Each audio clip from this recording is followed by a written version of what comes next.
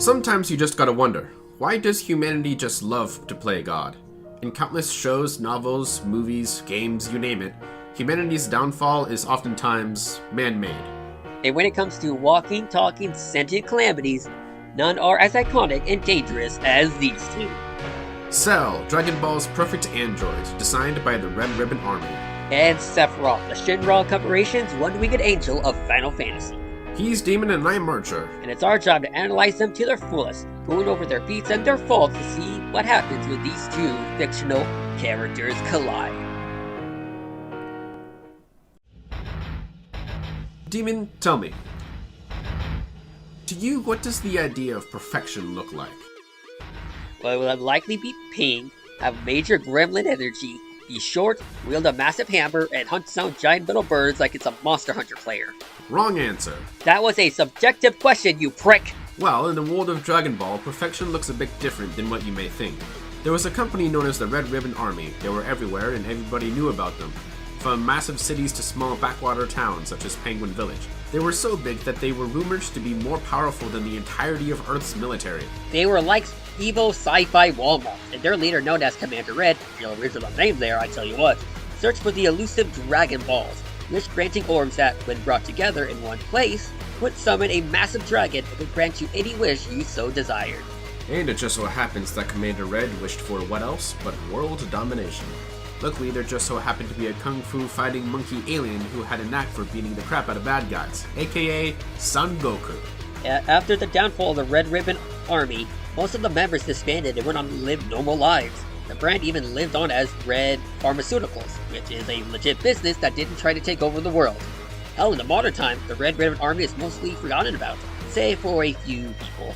One of these few people just so happens to be the genius Dr. Gero, who created several androids to best Son Goku. These include the likes of the Dunking Master, Android 16, the nature-loving Android 17, and the hot blonde who somehow married Krillin of all characters, Android 18. They were so effective that they ended up causing the apocalypse in a future alternate timeline. But luckily, in the current and not alternate timeline, the androids were bested and humanity was safe. For a brief time. See, Dr. Gero had one android left, but it was a bit different. It was built to not only be the strongest, it was built to be perfect. Suddenly, people across cities started to be found dry, dead husks of themselves. It was as if something was feeding off them, and sadly, something was, and it wasn't very friendly.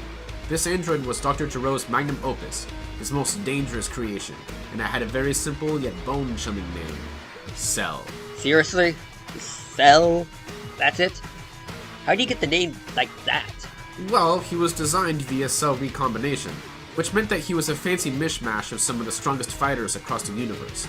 He had Saiyan, Namekian, and whatever the hell Freezer and King Cold's race is called, all wrapped up in a bug-like exoskeleton of creepy crawly proportions. This also means he gained certain personality traits from the people's cells he was given, like the pride of Vegeta and the wanting to battle of Goku.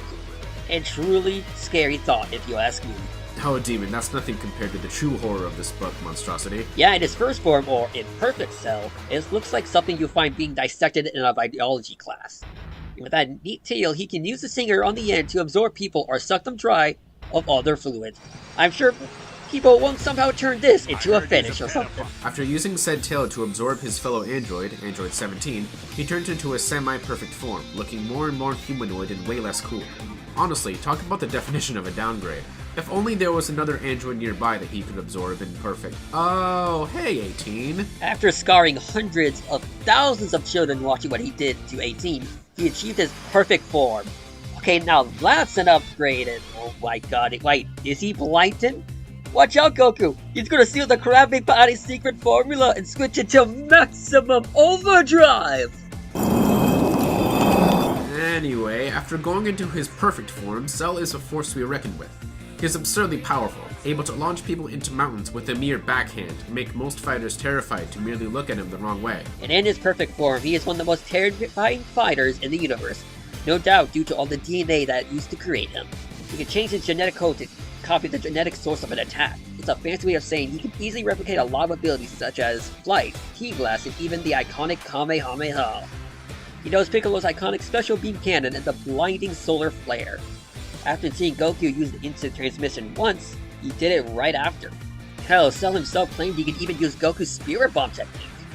Now whether this is him telling the truth or him just talking out of his ass is up to debate.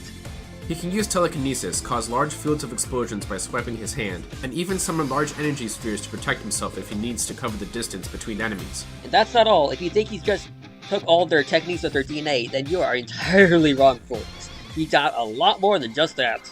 With his Saiyan DNA he got from Goku and Vegeta, that means he's naturally a master at hand-to-hand combat and ki manipulation. It also means that whenever he is hit with a devastating attack, he can gain a power boost off it, making him stronger every time you nearly kill him. And also with the Namekian DNA, he can regenerate lost limbs with zero issues. Not even taking off his upper torso is enough. You see that nucleus on his head? He can regenerate from that as long as it stays intact. So yeah, good luck putting him down for good. To prove how good a Namekian healing factor is, I stat summoned to Archer last night. Now he's part Namekian. Excuse me? Now watch! Ow! Demon, you son of a... Huh. Well, what do you know? Now, by any chance do you feel like taking over the planet? What? Ah, good. Making sure you didn't have evil Piccolo in your veins. I kinda mixed those two up with Nail's DNA. Huh.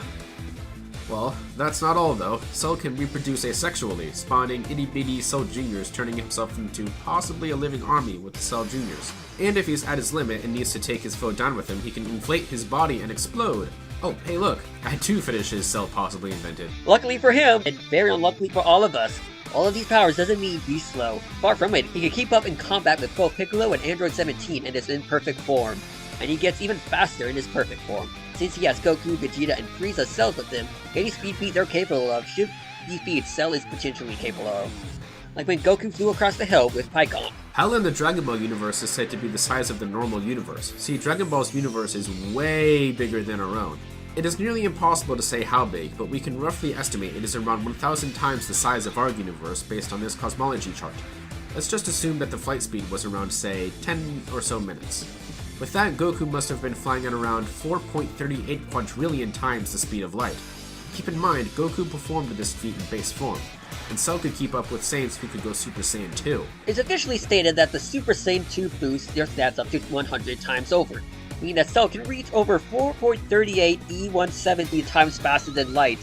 That's 17 zeros, folks! Or if Cell couldn't blitz his opponent, he could just easily teleport around via instant transmission.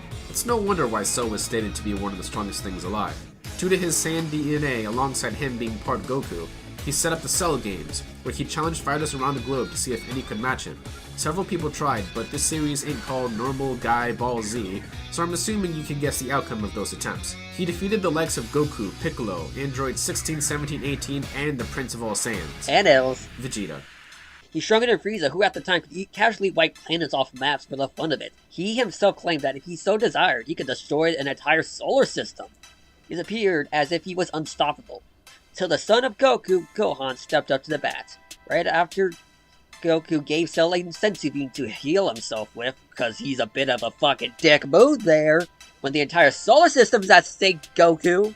Gohan, with his father's determination in unlocking Super Saiyan 2, Cell had finally met his match. After all this time, it appeared that Cell wasn't so perfect. In the last-ditch efforts, Cell attempted to explode and wipe Earth off the map, till Goku appeared, telling Gohan he'd do the rest, and stopped Cell from destroying the Earth, but at the cost of Goku's life.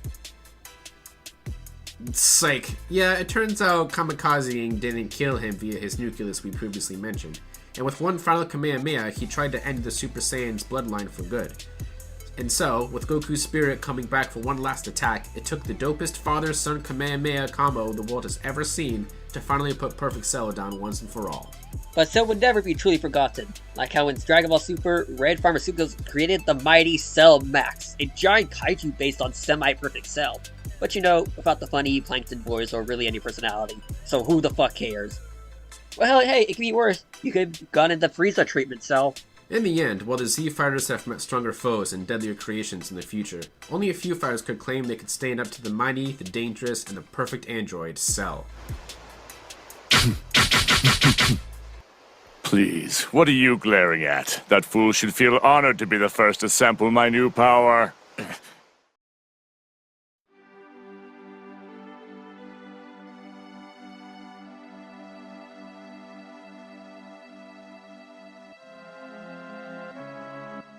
Welcome, one and all, to the planet Gaia. This totally not Earth stand-in is just full of wonders to explore, like deserts.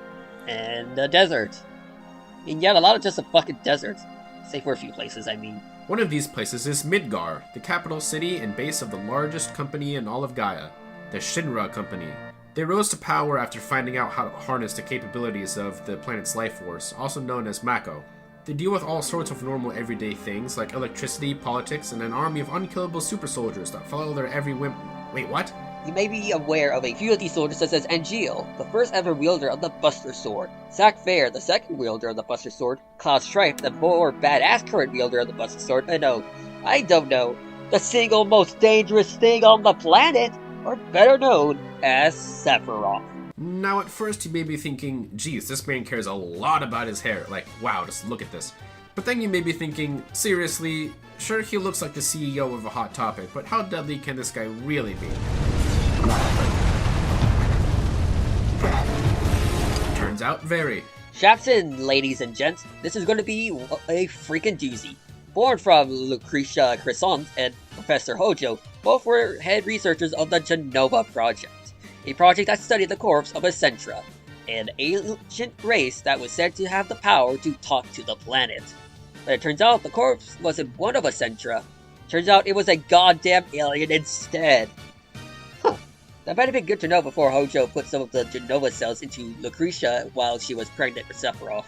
During the pregnancy, Lucera had experienced horrible nightmares of Sephiroth casually committing a few war crimes. So hey, on one hand, horrifying nightmares of your future child. On the other hand, cool alien baby. So I'd say that's a fair trade-off. When Sephiroth was born, he was taken away instantly by Shinra and trained the young boy to be the strongest soldier in the world. But in reality, Sephiroth never wished to be a soldier. He really just wanted to be a normal person and live with his mother. But everything went to hell when he reached a town known as Nibelheim, where he found his mother, and to celebrate, he made the biggest barbecue in the world. Yeah, out of all the people who could have claimed the title of strongest soldier in the world, I think Sephiroth takes the cake on that one. He wields a massive 8-foot-long Masamune. He can use for slicing through anything, and is just perfect for creating shish kebabs. Aerith would definitely agree on that one. But swordplay ain't the only thing Sephiroth is proficient at. He's quite the proficient magic user as well. With Heartless Angel, he can sap foes of their strength. With Shadow Flare, he can create exploding orbs of pure darkness, as well as creating illusions of himself, create magical barriers, freeze time to a halt, absorb souls, and the list goes on. And when he gets his hands on the black materia, that's when things start to shine. Materia are crystallized orbs of Mako. With them, they can call upon the power and wisdom of the lifestream to manipulate things such as nature and magic. And with the black materia, he can unleash some truly devastating attacks. He can imbue his blade with an elemental slash of pure darkness, create special force fields that can stun opponents, become resistant to elemental magic, and can paralyze foes with a homing crest of dark energy. But he has two attacks that stand above the rest. With a devastating spell called Meteor, he summons a gigantic meteor that has the capability to destroy the entire planet. But Sephiroth had one spell that makes Meteor look tame. His Limit Break spell is one that trumps all others in power, intensity, and everything else. The Supernova. With this spell, he explodes a star and creates a devastating, galaxy-destroying blast.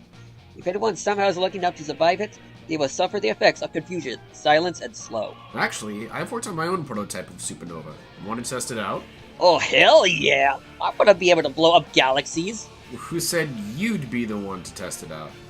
Wait, what? Huh. Well, it was fun, guys. Talking about awesome characters, having a blast making jokes. It was fun when it lasted, I mean. Alright, I'm back, and... Wait, how are you not dead? It's taken ages to reach me, actually. I don't think it's moved, like, an inch. Stupidly long animations for spells in a PlayStation 1 Final Fantasy game, of course. Well, while in the game, cutscenes take forever to end, we can actually use this to discuss how fast the spell is.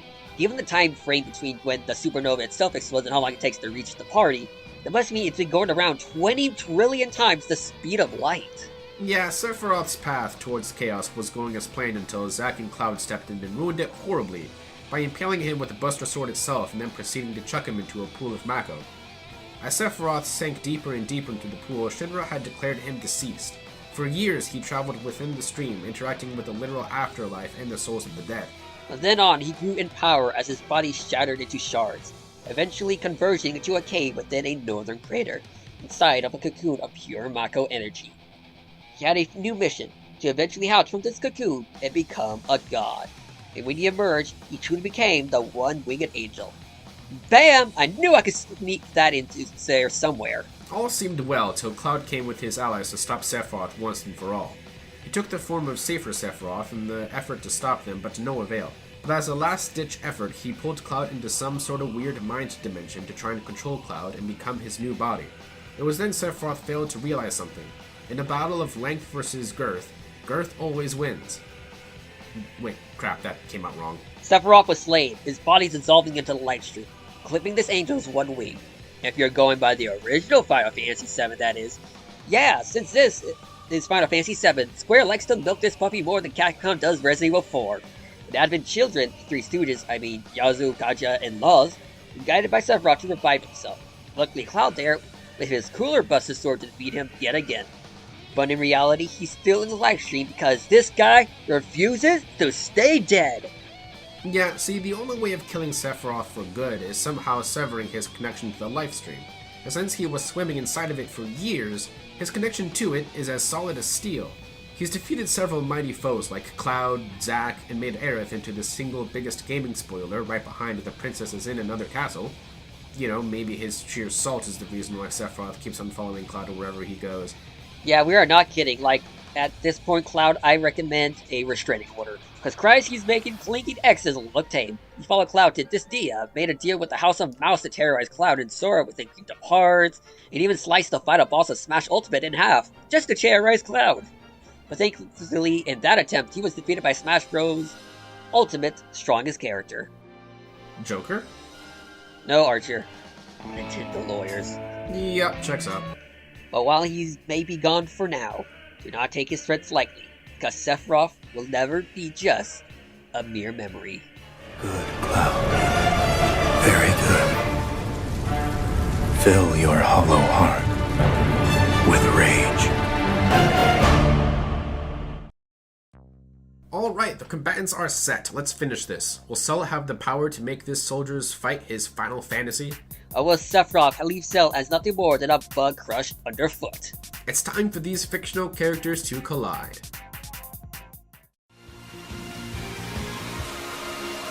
You seem very strong. I can sense your power level as well, but you are a bit early. The tournament starts in 3 days. Don't show up before then.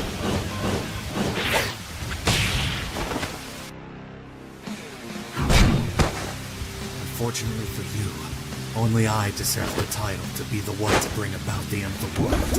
I will make this quick and painless. Somebody is enthusiastic. It's a lucky night for you. I could always use a little warm up.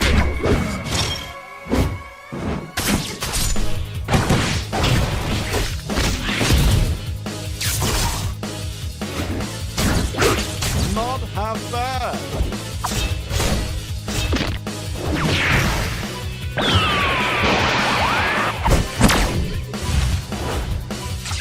You put up a better fight than Vegeta and Trunks, but it's time to end this.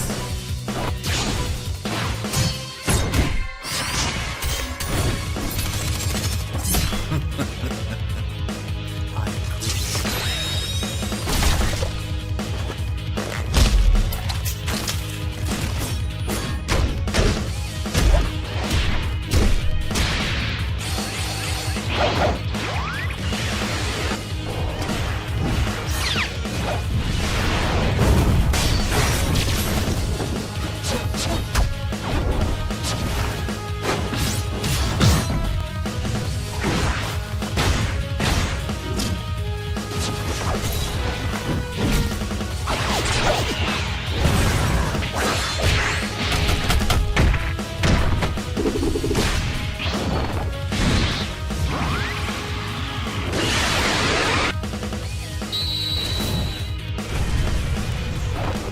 And to think I spent so long trying to get the arena just right.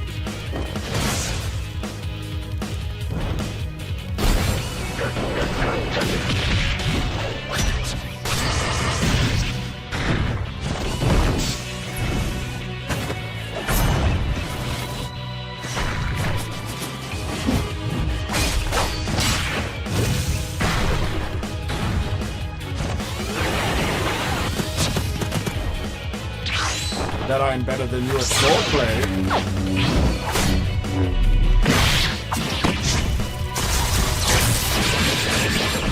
These games only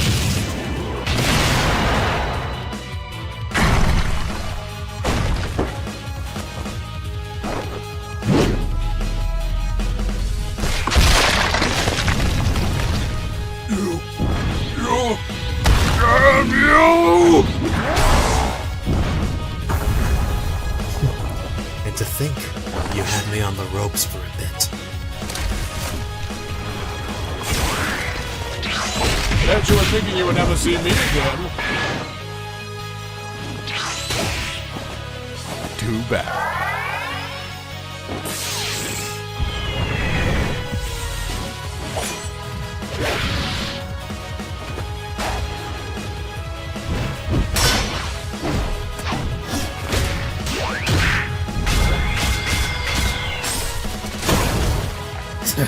I will see you suffer tenfold.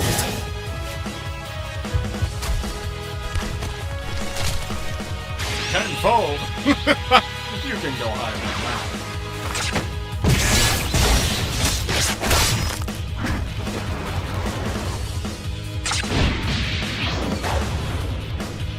I am glad that we got to go out with a bang.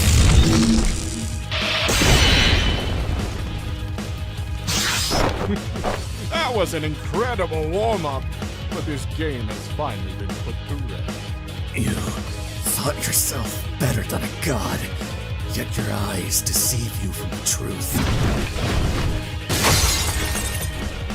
I will show you true despair. Now, burn!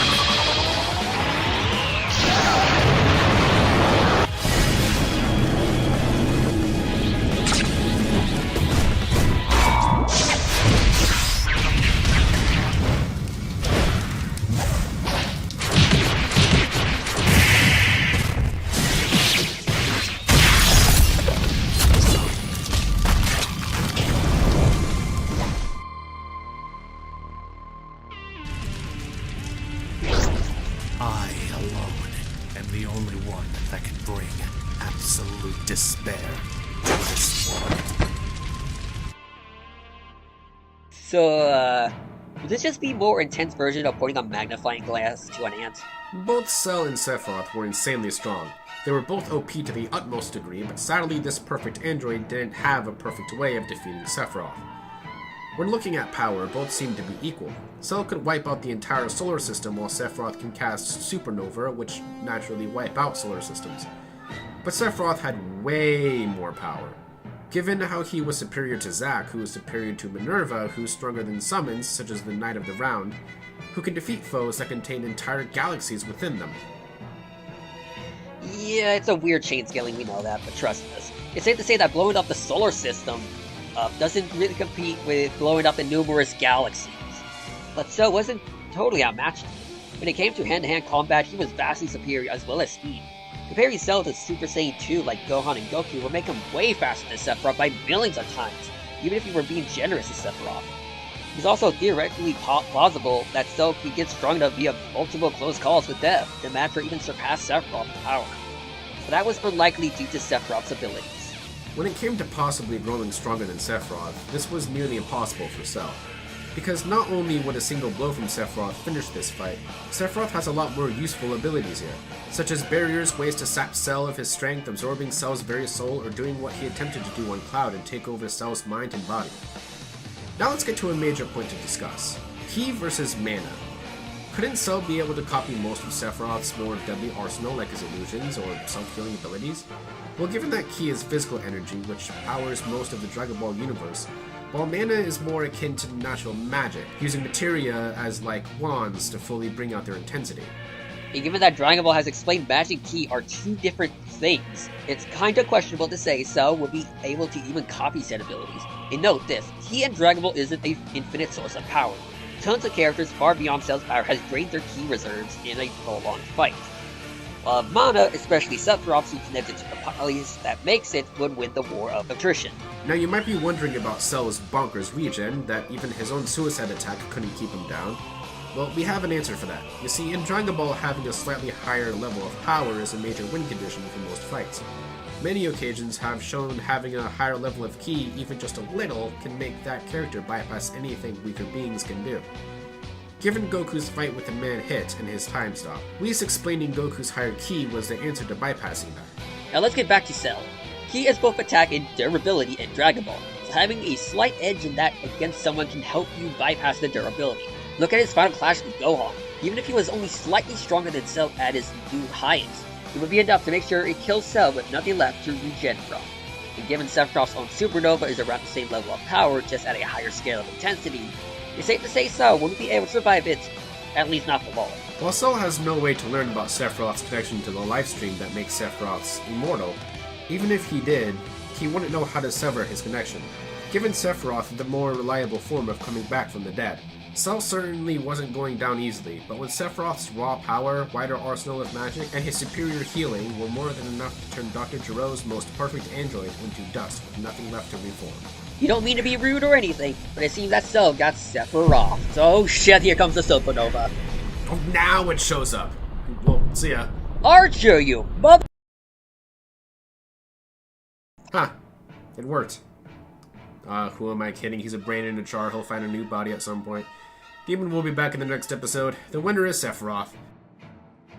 Next time on Fictional Characters Collide.